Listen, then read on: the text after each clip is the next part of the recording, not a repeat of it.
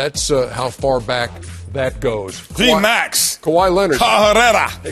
Amigo. Kawhi Leonard was 5 years old at the time, and so was Corey Joseph. And Golden State won that game 108-94. Spree had 32, and the guy wearing number 21 for San Antonio in those days? Felton Spencer.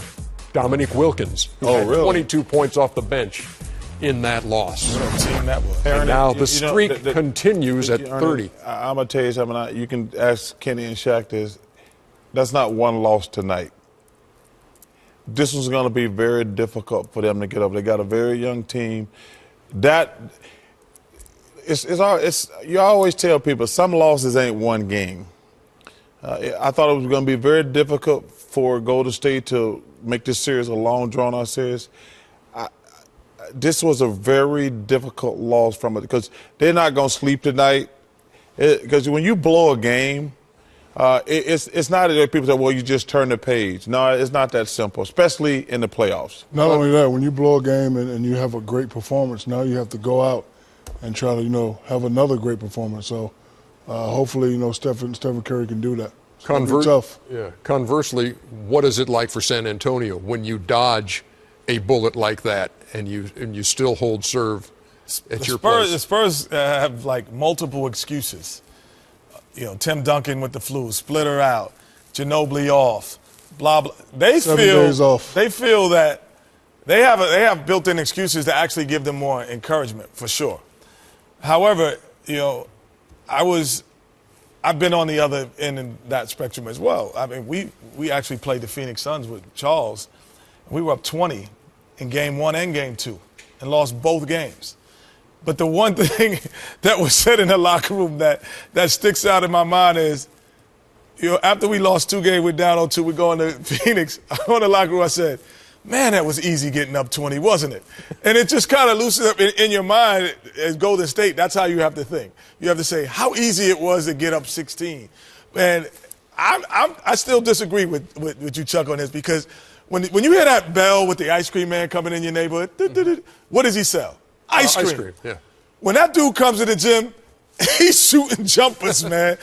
When that bell rings and he walks in the gym, ice cream is in his truck. And you better remember that he has ice cream, or you will get served up. So I will not let him shoot. But I think it was interesting because when we went to Mark Jackson, you could tell somebody asked him did Steph lose his legs because he didn't make any jumpers in the fourth quarter.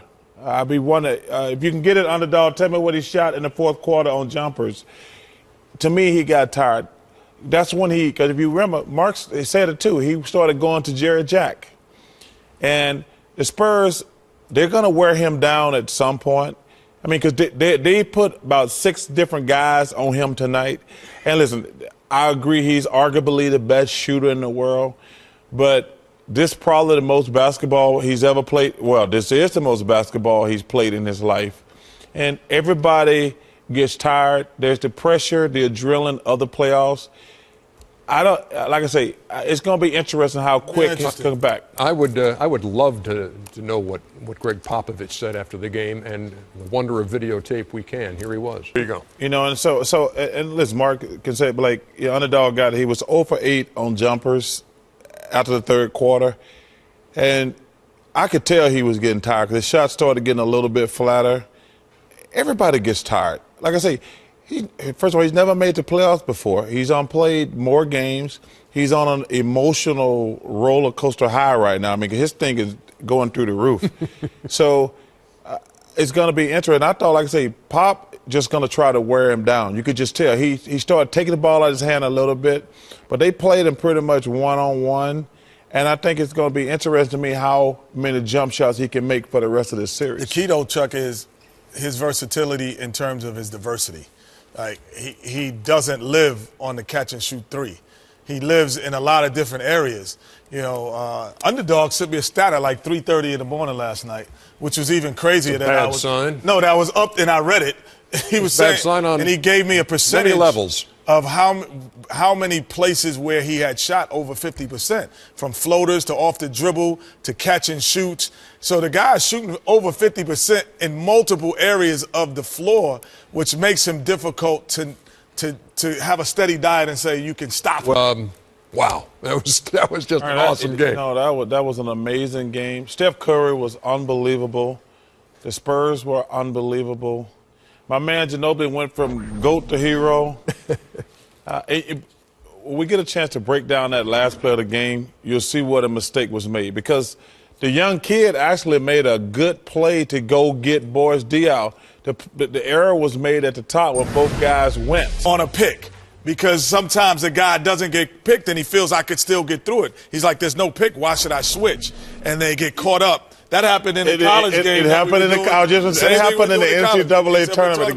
The guy did not pick him. So he felt he could stay home. Yeah. And he didn't have to he's like, I'm not switching, nobody's picking me. But Jared Jackson saying anybody's coming out, I'm supposed to switch to. And then all of a sudden, Ginobili, you get caught with 2-on-1. And he had a layup and or a jump shot. So either shot, I think, would have gone.